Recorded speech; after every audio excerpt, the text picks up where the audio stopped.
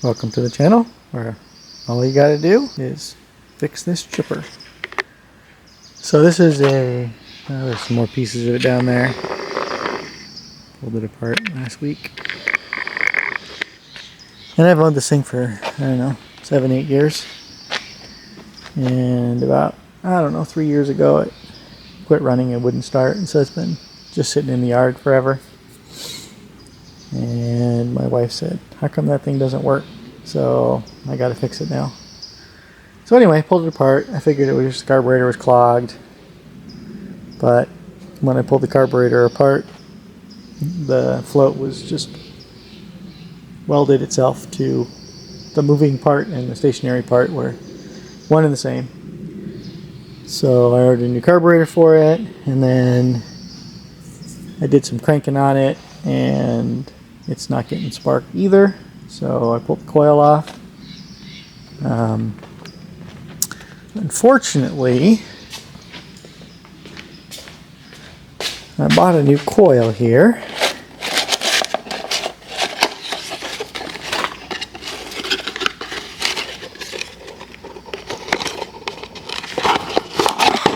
I'm going to try to work with one hand. I used to work with a one-handed machinist. I don't know how he did it. Poorly, I think. But anyway, this is the coil that I bought. That is the closest I could find in the pictures for a new one. I found a used one, but I don't want to replace a used part. So I bought a new one. Unfortunately, the mounting holes, I don't know if you can see that, but that's the one that came off of it. No idea why it's in this milling machine right now. Couldn't speculate. Anyway, so it has these holes here on the new one I bought, and this one has 2 sets of holes.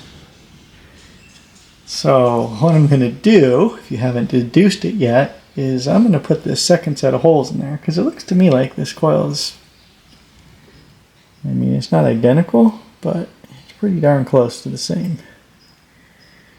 And since it works on the same operating principles, I'm pretty sure it's going to work.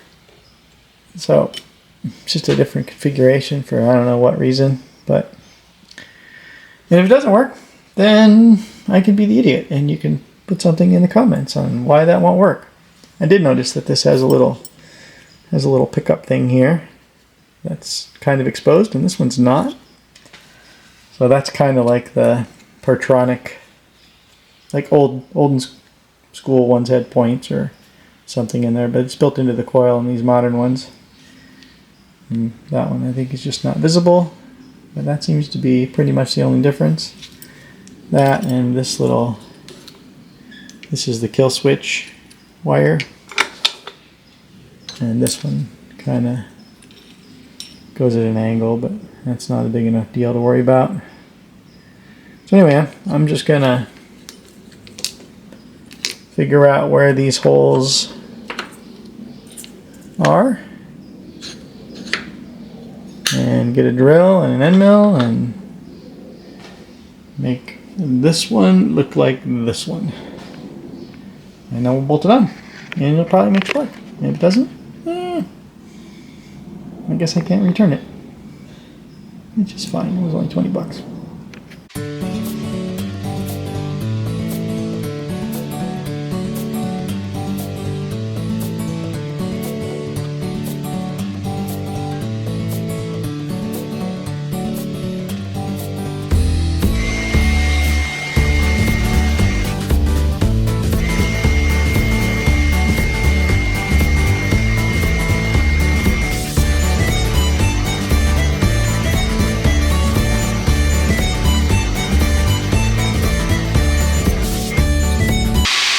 Not awesome.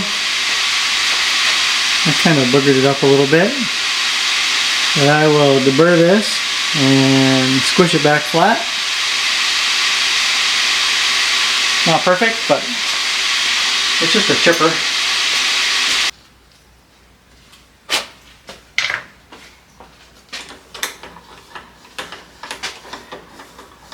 We'll squeeze this back into submission, and it'll either work or it won't. I'll probably lose some like This iron core is designed to be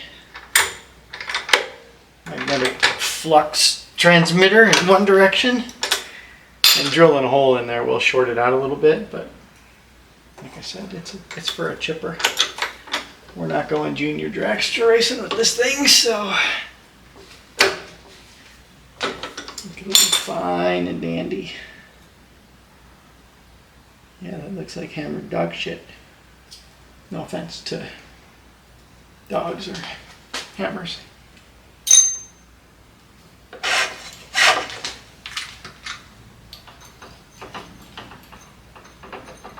A little bit of post cleanup work here. I guess post and cleanup are kind of redundant, but you get it. More of a deburring process than a machining process, but depending on how this adjusts. I'm gonna have to come back and slot those, but that's what it looks like. And we'll see if it bolts on. Okay, I'm back. Sorry about the generator noise. I don't know if you noticed a little flickering on the lights when I was videoing earlier, but that was the power going off, and my power walls kicked in milliseconds later. But now I gotta listen to everybody else in the neighborhood's generators, which is fine. So I put that coil on there. I used this spark plug is not in there, but it came with the filter kit and the carburetor kit, so I use this as a shim between the magnet on the flywheel, just to shim it, and I verified it with a spark plug, just something I had laying around. Well, probably that one, which was the wrong size for this motor, so I didn't use it. But anyway, so I have spark now, so now I'm just going to go ahead and put the carburetor back on, which is this little guy here. As I said, the old carburetor right here, I don't know if you can see,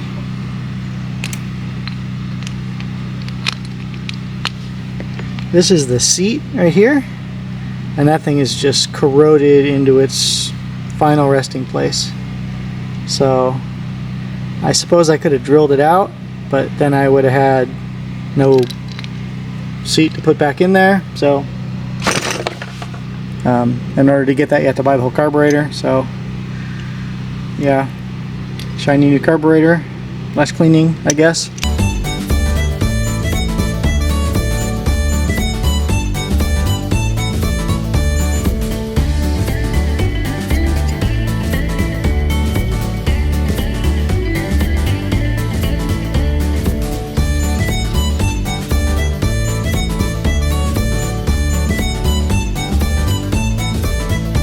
That's not awesome.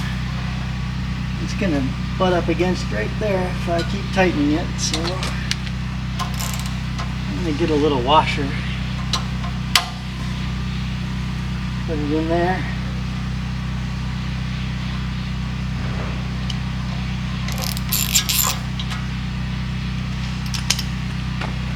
Otherwise it's gonna hit that little chingadera.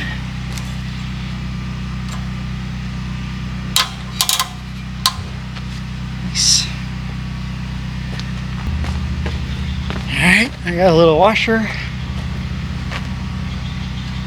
Anytime you're using aftermarket parts, you have to like be really careful that you don't just like hammer it home, because I don't know, 50% of the time it doesn't work.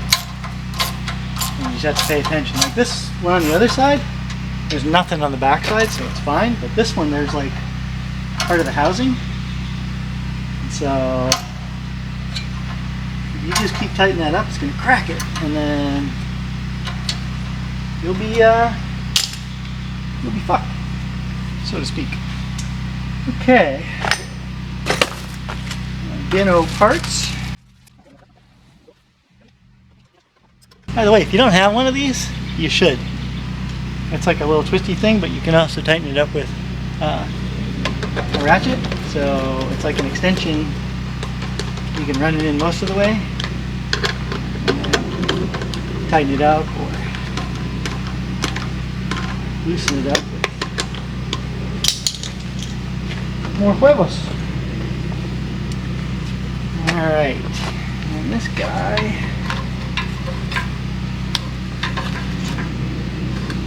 goes on there like something. I think I gotta put the gas tank on first. That's this guy. If I was smart, I would hook this fuel line up, turn it on, make sure it runs before I bolt everything into place. And I'm saying that I'm smart right now because that's what I'm going to do. Probably zero chance of it starting, but you know, because I worked on it. There's no guards over here. I just ignore that. If I were you, probably fine. Alright, choke on.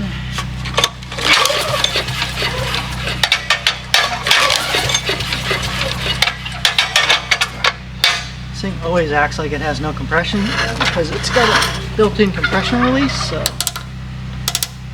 it's pretty normal, unfortunately.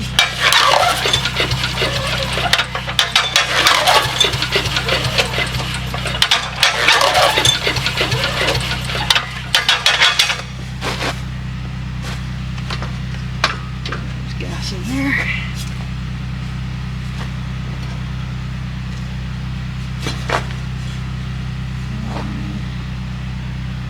Gas coming out of here, though. I think this kit came with a clear tube.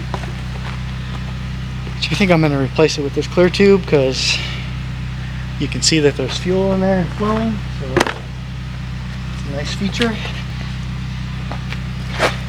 It's definitely getting sparked now because it kind of starts. A bit more throttle.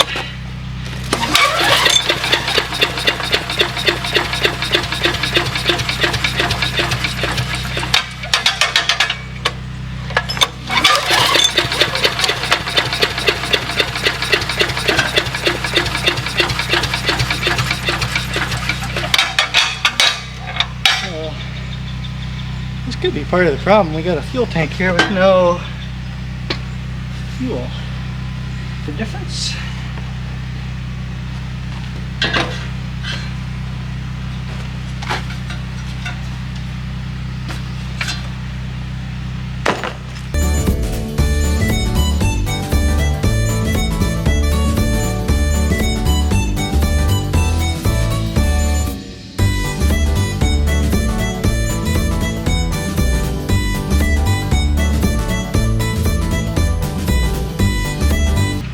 Fuel tank seems pretty terrible as far as fuel flow is concerned. I wonder if there's schmutz on the inside of this somewhere.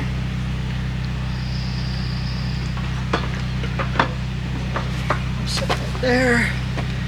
Let's see if it wants to play nice enough.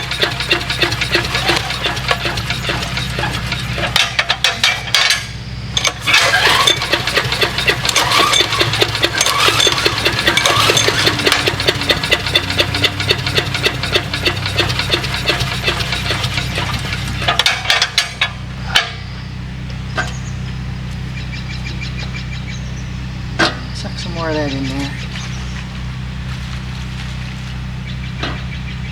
You can actually take some compressed air and blow back this guy.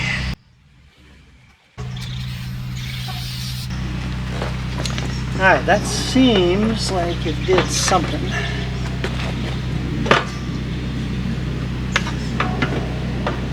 No guarantees though, because this is Briggs and Stratton, so.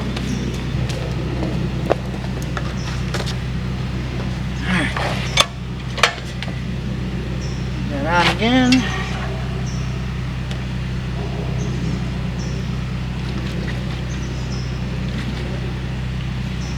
Seems poquito more better.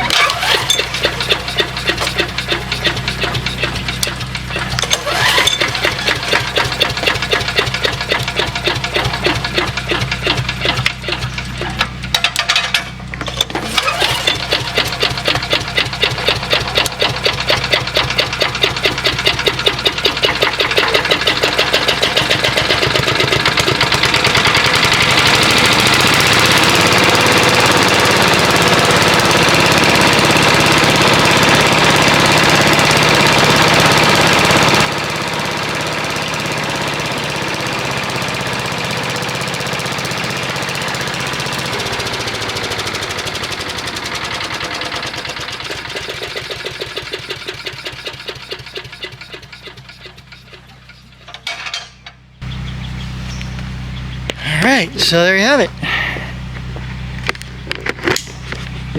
It is alive! So one of the things that I did when I put this back together is I did not put the wire on. This thing actually has a switch on it, so when you turn it to the off position, it like grounds out the coil. So I have to put the choke on to turn it off, which is not great, so I think I'll go back and put that. Let me show you on the old coil. Another shop tour.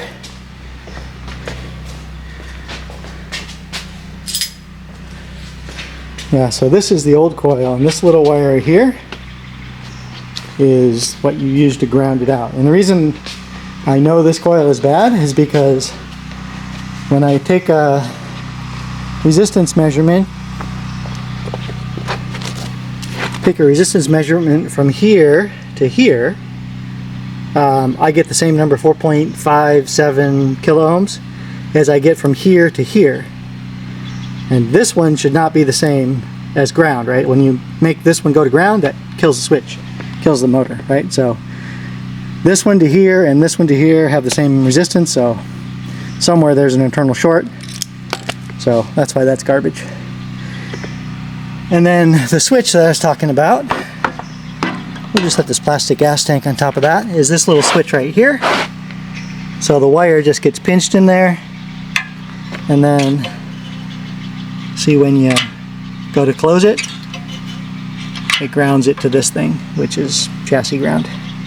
So seems complicated, but so I'm going to pop this cover back off. It's only 3 bolts, and put that wire on, and then it'll shut off like it's supposed to, and button it up, put all the, put the cover back on, put the little clacky blade back on, put all those shrouds back on, safety shields, all that stuff.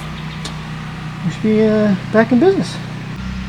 Okay, so I'm getting ready to put all this junk back on, but all this stuff, the reason it wouldn't, like when I pulled it out of the ditch, it wouldn't, none of that stuff would move and it wouldn't turn over. But now, let's give it a whirl here. Turn the fuel on, give it a little throttle. Let's see what we can do now. A little bit of choke, fuel's on, throttle.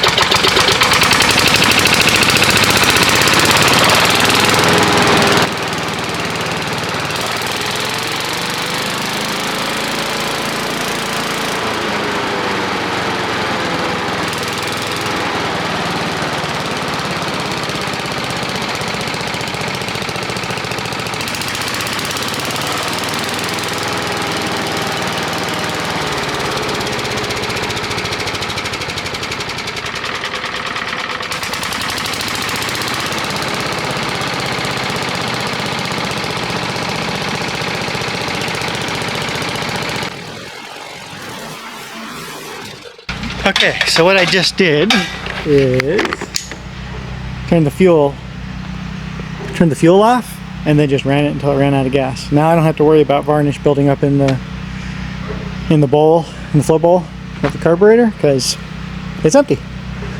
So now I just have to watch out because that's warm, and put all this guarding junk back on. Thanks for watching. If you like this content and want more, subscribe, like, and share.